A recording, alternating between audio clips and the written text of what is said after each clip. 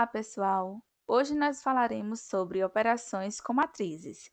Para isto, consideraremos duas matrizes A e B de mesma ordem e alfa um escalar real.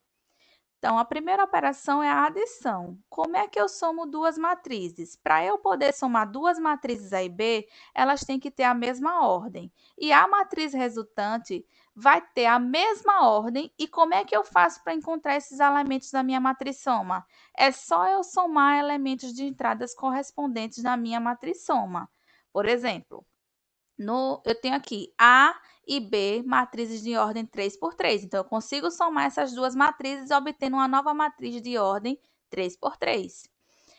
Como é que eu faço para encontrar o elemento que está na posição 1, 1 na minha matriz soma? Eu olho quem está na posição 1 na minha matriz A e somo com o elemento que está na posição 1, 1 na matriz B. Então, 1 mais 6, 7. Para encontrar o elemento que está na posição 1, 2, na minha matriz soma, eu venho para a matriz A e olho quem está nessa posição, que é 2, e somo com o elemento que está nessa mesma posição em B, que é 7. Então, 2 mais 7, 9. Para encontrar quem está na posição 3, eu venho na matriz A, olho quem está nessa posição, que é 3, e somo com o mesmo elemento que está nessa posição em B, que é 3 mais 3, 6. E assim sucessivamente. Então, somo elementos de entradas correspondentes nas matrizes A e B para poder obter o elemento na minha matriz soma. Lembrando que tem que ser matrizes de mesma ordem para eu poder efetuar a soma. Vejamos algumas propriedades da adição. Considere três matrizes de mesma ordem, A, B e C. Então, a soma da matriz A com a matriz B é igualzinho à soma da matriz B com a matriz A, ou seja, a soma de matrizes é comutativa. Mas isso é claro porque a gente está trabalhando com matrizes reais. E dentro do conjunto dos números reais, a soma é comutativa. Então, quando eu somo a matriz A e B, eu posso alterar a ordem da soma dos elementos e isso vai ocasionar o mesmo resultado na minha matriz soma. Então, a soma de matrizes é comutativa. Analogamente, a soma de três matrizes é associativa, ou seja, tanto faz eu somar as duas últimas e pegar o resultado e somar com a primeira, como somar as duas primeiras e pegar o resultado e somar com a última. Por quê? Porque também, dentro do conjunto dos números reais, vale a associatividade. Terceira propriedade, existe o elemento neutro da adição no conjunto das matrizes. Por quê? Pense na matriz nula de ordem M por N, ou seja, a matriz que só contém zero em todas as posições da matriz. Se você somar uma matriz A qualquer com a matriz nula, o resultado não muda, é a própria matriz A. Então, a matriz nula é o elemento neutro da adição de matrizes. Segunda operação, multiplicação por escalar. Bom, a matriz alfa A, lembre que alfa é um escalar real. A matriz alfa A é definida como? É só você pegar a matriz A e multiplicar cada entrada da matriz pelo número alfa. E aí você obtém a matriz alfa A, ou seja, é uma matriz de mesma ordem de a diferença é que cada elemento vai estar multiplicado por alfa. Por exemplo, eu tenho aqui A uma matriz de ordem 3 por 3. Eu peguei um exemplo de uma matriz quadrada, mas na verdade pode ser uma matriz que não seja quadrada também, pode ser uma matriz de ordem qualquer.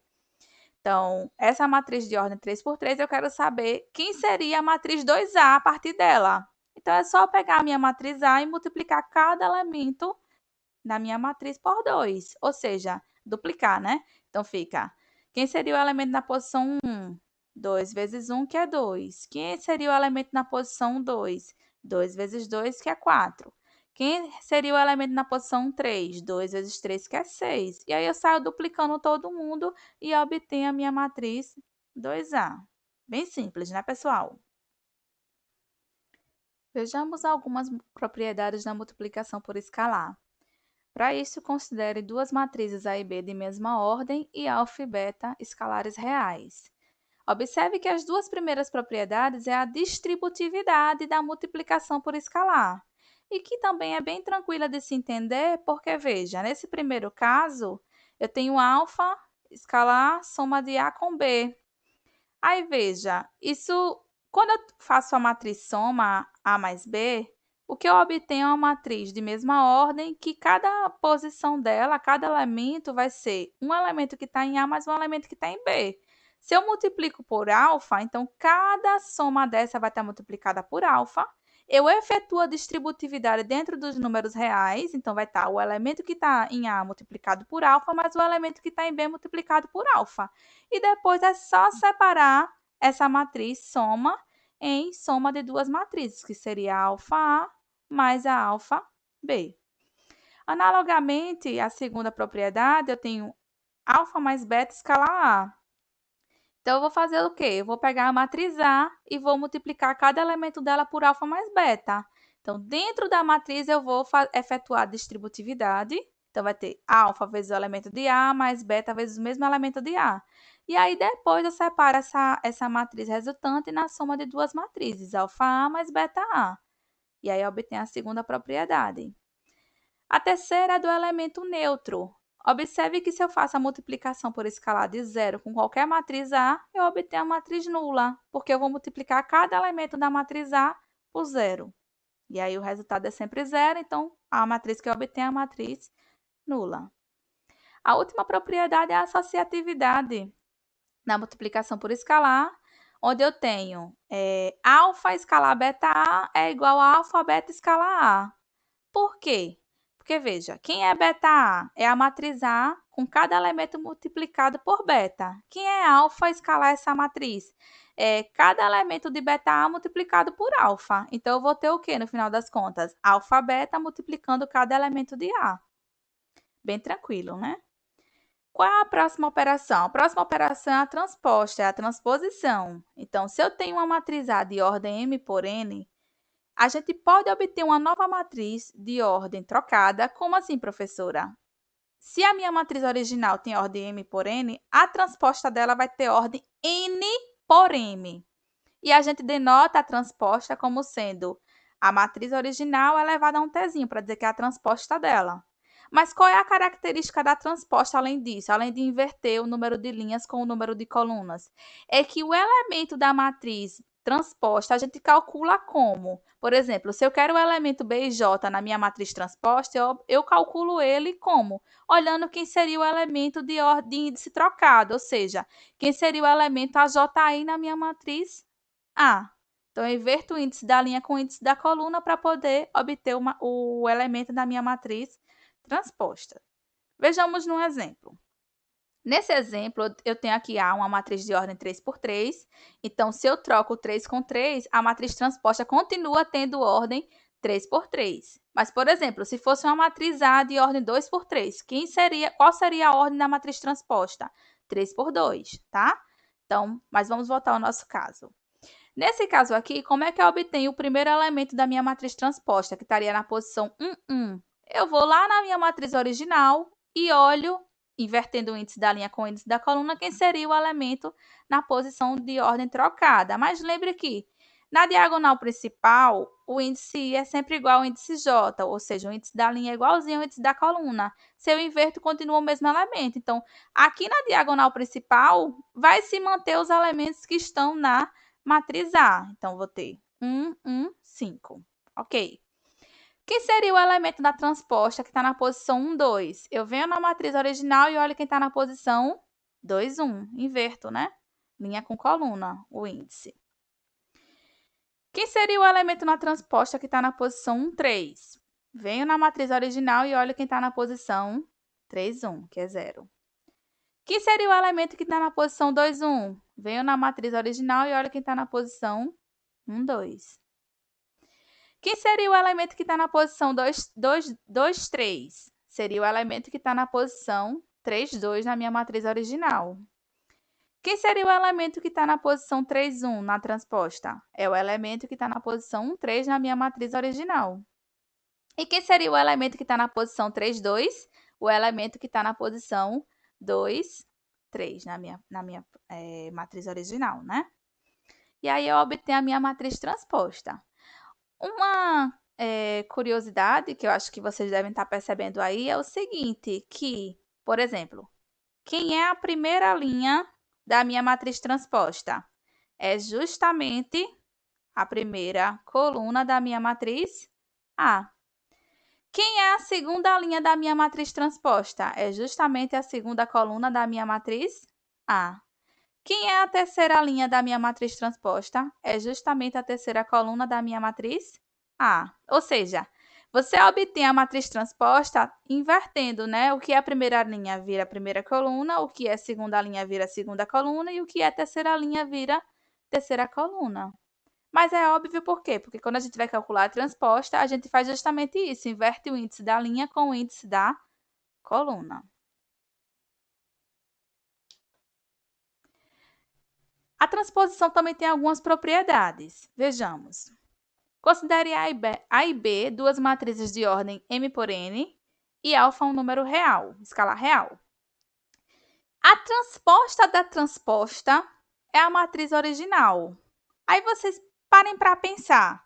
Se eu pego uma matriz A e transponho ela, o que é linha passa a ser coluna, ou seja, primeira linha passa a ser primeira coluna, segunda linha passa a ser segunda coluna, terceira linha passa a ser terceira coluna. Se eu faço a transposição de novo, aí o que era a linha que virou coluna passa a ser linha novamente, ou seja, eu volto à matriz original. Então, se eu transponho duas vezes, eu volto à matriz original. Quem é a transposta da soma de matrizes?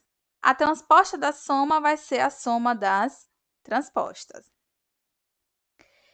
Quem é a transposta da matriz alfa-A, da multiplicação por escalar? Vai ser alfa, escalar, transposta de A.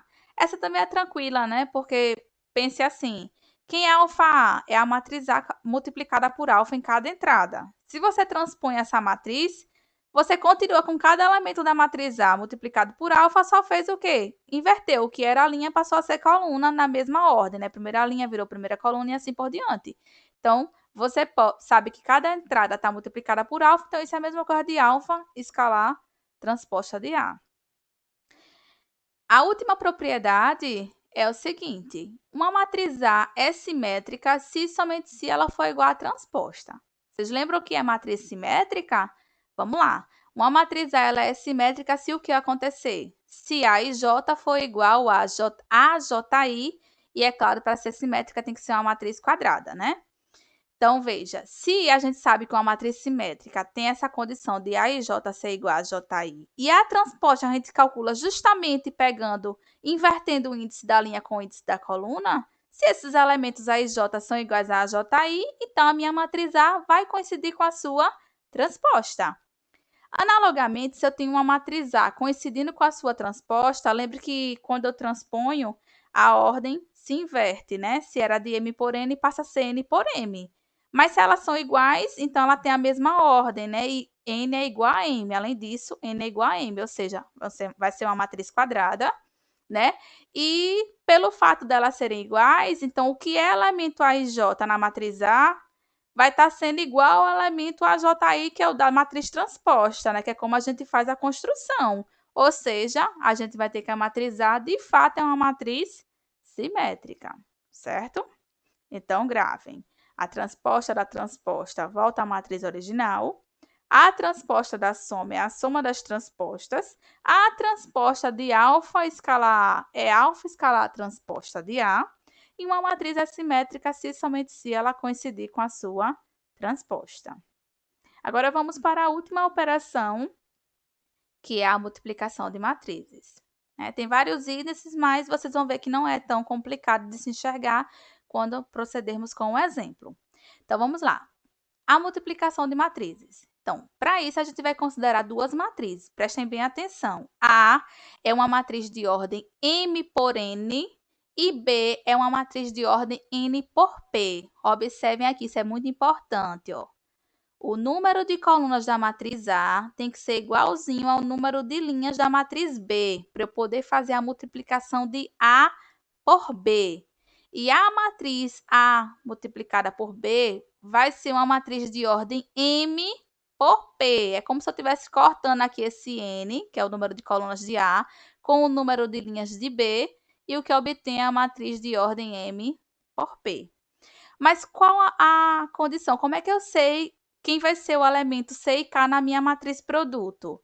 Aí ele mostra aqui, né? Vai ser o somatório né? Eu fixo quem? Fixo a linha I. Vamos lá. C e K, né? C e K é o elemento que está na matriz produto.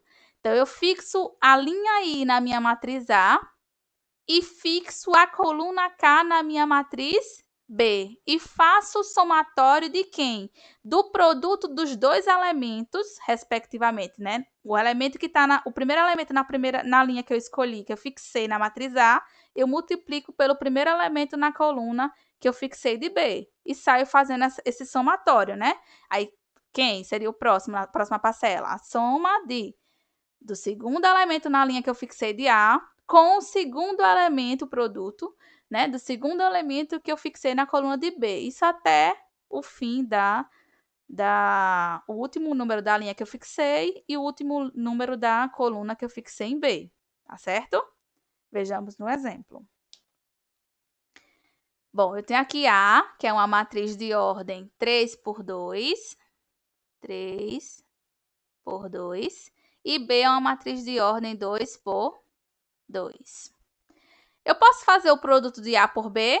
Posso. Por quê? Porque o número de colunas da primeira é igualzinho ao número de linhas da segunda. E a matriz resultante vai dar o quê? Vai dar uma matriz de ordem 3 por 2. É o que sobrou, né?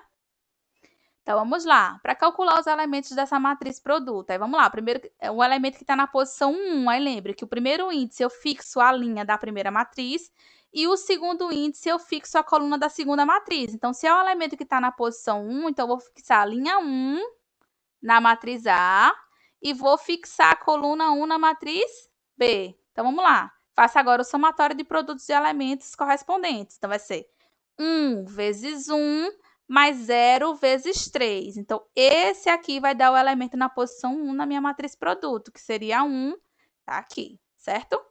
Aí, vamos para esse próximo elemento, que seria o elemento da posição 1, 2. Eu fixo a primeira linha em A e vou fixar agora a segunda coluna em B. Então, vai ser 1 vezes 2 mais 0 vezes menos 2. Está aqui embaixo. Isso dá quanto? 2. Está aqui. Quem seria o elemento que está na posição 2, 1 na matriz produto? Lembre. Primeiro índice, eu fixo a linha em A. E o segundo índice, eu fixo a coluna em B. Então, 2, 1. Então, fixo a linha 2 em A e coluna 1 em B. Então, vamos lá. Menos 1 vezes 1 mais 1 vezes 3. Está aqui embaixo. Isso dá quanto? Menos 1 mais 3, 2. Quem seria esse elemento aqui da posição 2, 2? Fixo a segunda linha em A e a segunda coluna em B. Então, fica como? Menos 1 vezes 2, mais 1 vezes menos 2. Então, isso dá quanto? Menos 2 com menos 2, menos 4. Quem seria esse elemento aqui da posição 3, 1? Fixo a terceira linha em A e a primeira coluna em B. Então, fica 0 vezes 1, mais 1 vezes 3. Dá quanto? 3. Quem é esse elemento aqui na posição 3, 2? Fixo a terceira linha em A com a segunda coluna em B. Então, fica como? 0 vezes 2, mais 1 vezes menos 2. Isso dá quanto? Menos 2. Então, eu obtenho a minha matriz produto. Pergunta, pensem um pouquinho. Eu poderia fazer a multiplicação de B por A?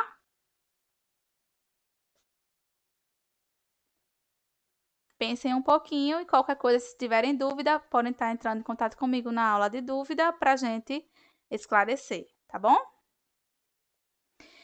Na multiplicação também a gente tem algumas propriedades. Claro, a gente já sabe que nem sempre é possível efetuar a multiplicação entre duas matrizes. Por quê? Porque para a gente poder efetuar a multiplicação entre duas matrizes, eu tenho que ter o quê, professora? Eu tenho que ter o número de colunas da primeira igualzinho ao número de colunas da segunda matriz, certo? Então, supondo que seja possível sempre as operações abaixo de multiplicação, então a gente tem as propriedades que seguem, que é o quê?